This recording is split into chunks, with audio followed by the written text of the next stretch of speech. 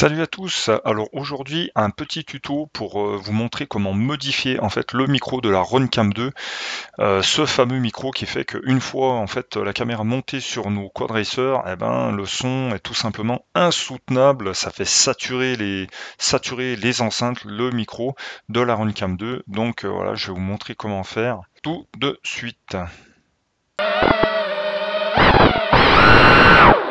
Voilà, c'est tout simplement horrible. Alors la manipulation est extrêmement simple.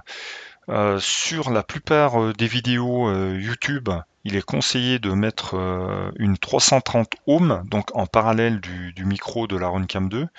Je vous avoue que j'ai essayé de diminuer petit à petit la valeur de la résistance, hein, parce que bon, ça fait qu'en fait vous allez être obligé d'augmenter le gain donc sur vos montages vidéo, parce que ça va étouffer énormément le son, donc pour éviter cette saturation, donc ces craquements.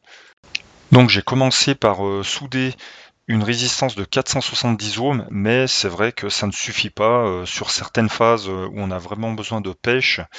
Ça continue en fait à faire saturer le micro. J'ai ensuite essayé avec une résistance 390 ohms et ça me paraît vraiment raisonnable. Alors bon, après c'est sûr que ça dépend de tout un chacun, ça dépend de votre machine, la puissance, la taille de votre machine. Il est vrai que 330 ohms ça peut être pas mal, mais voilà, bon, moi j'ai mis une 370 ohms. Enfin voilà, c'est le but, hein, souder une résistance en parallèle. Comme vous pouvez le voir, le boîtier est super facile à ouvrir, hein. Il ne faut pas oublier d'enlever les deux petites vis du pare-soleil de la lentille. Voilà, donc c'est déjà presque terminé.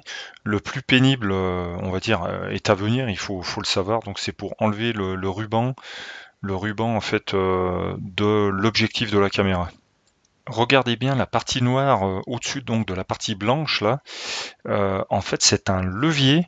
Ce levier, il faut le tirer avec le bout de l'ongle et en fait, ça va vous permettre de retirer l'objectif de la caméra.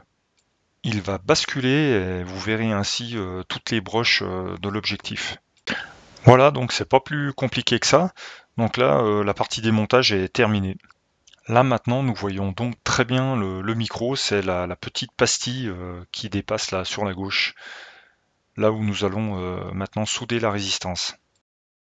Voici donc à quoi ressemblent ces résistances. Donc elles sont vendues la plupart du temps en quantité assez importante, car ça ne vaut vraiment pas grand chose, hein. Là moi j'en ai commandé 30, je crois que ça vaut 1 euro. Alors elles existent en deux puissances, vous voyez ici j'ai commandé la 0,25 watts, c'est assez petit mais ça convient très bien donc pour faire les soudures. Il ne faut pas commander les 0,125 watts parce qu'elles sont encore plus petites. Il faut donc commencer par étamer chaque extrémité de la résistance. Je vous ai épargné le moment où j'ai fait la soudure. Il va falloir évidemment travailler avec une pince à épiler tellement c'est minuscule. Mais c'est même pas la peine d'essayer de souder une résistance standard car vous n'arriverez pas à refermer le boîtier de la caméra. Assez de blabla, vous savez comment démonter l'électronique de la caméra. Vous connaissez la référence de la résistance. Donc maintenant nous allons voir ce que ça donne au niveau du son.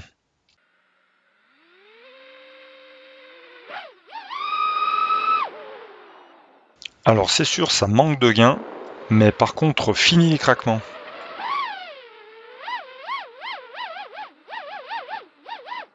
Je vais maintenant augmenter le gain pour vous montrer la différence.